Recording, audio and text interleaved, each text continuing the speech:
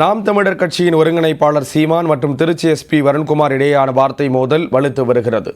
காக்கி சட்டையை கழற்றி வைத்துவிட்டு மோத தயாரா என சீமான் சவால் விட்ட நிலையில் IPS வேலை ஒன்றும் யாசகம் பெற்று தனக்கு கிடைக்கவில்லை என திருச்சி எஸ்பி வருண்குமார் பதிலளித்திருக்கிறார். விக்கிரவாண்டி இடைத்தேர்தல் நேரத்தில் தொடங்கிய நாம் தமிழர் கட்சி தலைமை ஒருங்கிணைப்பாளர் சீமான் மற்றும் திருச்சி காவல் கண்காணிப்பாளர் வருண்குமார் இடையேயான மோதல் போக்கு நாளுக்கு நாள் தீவிரமடைந்து வருகிறது. நாம் தமிழர் கட்சி நிர்வாகி சாட்டை துரைமுருகன் கைது செய்யப்பட்டதால் ஆத்திரமடைந்த சீமான் அரசியல் பொதுக்கூட்ட மேடையிலேயே திருச்சி எஸ்பி வருண்குமாரை காட்டமாக விமர்சித்தார். அந்த பேச்சுக்கு எதிராக சீமானுக்கு வருண்குமார் வக்கீல் நோட்டீஸ் அனுப்பினார்.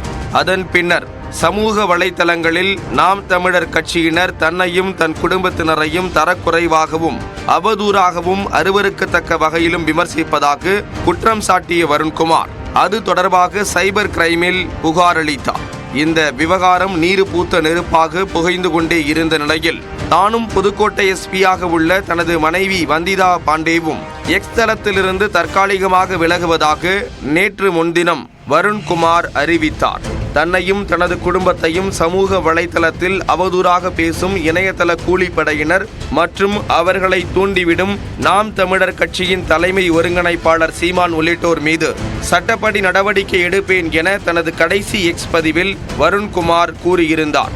இது குறித்து பதிலளித்த சீமான் தனக்கு ஏற்கனவே இருக்கும் 138 வழக்குகளை 200 வழக்குகளாக மாற்ற முயற்சிக்காதீர்கள் என்றும் எத்தனை நோட்டீஸ் அனுப்பினாலும் தன் வீட்டு குப்பை தொட்டியில்தான் போடுவேன் என்றும் தெரிவித்தார். மேலும் IPS அதிகாரியாக இல்லாமல் திமுகவின் IT விங்காக வேலை செய்கிறீர்கள் என வருண்குமாரை கடுமையாக சாடிய சீமான் வீரராக இருந்தால் IPS பதவியிலிருந்து விலகிவிட்டு நேருக்கு நேர் மோதுமாறு நேற்று முன்தினம் சவால் விடுத்திருந்தார்.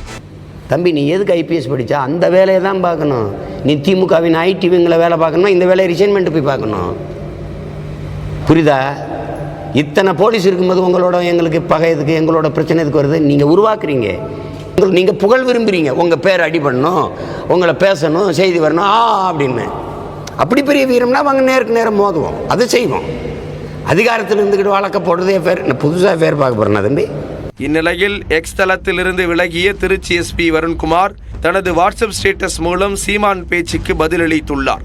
திரள் நிதியிலோ யாசகம் பெற்றோ தனக்கு இந்த பதவி கிடைக்கவில்லை என்றும் இரவு பகலாக ரத்தம் சிந்தி கண்ணீர் சிந்தி படித்து உழைத்து பெற்ற வேலை என்றும் வருண்குமார் குறிப்பிட்டுள்ளார்.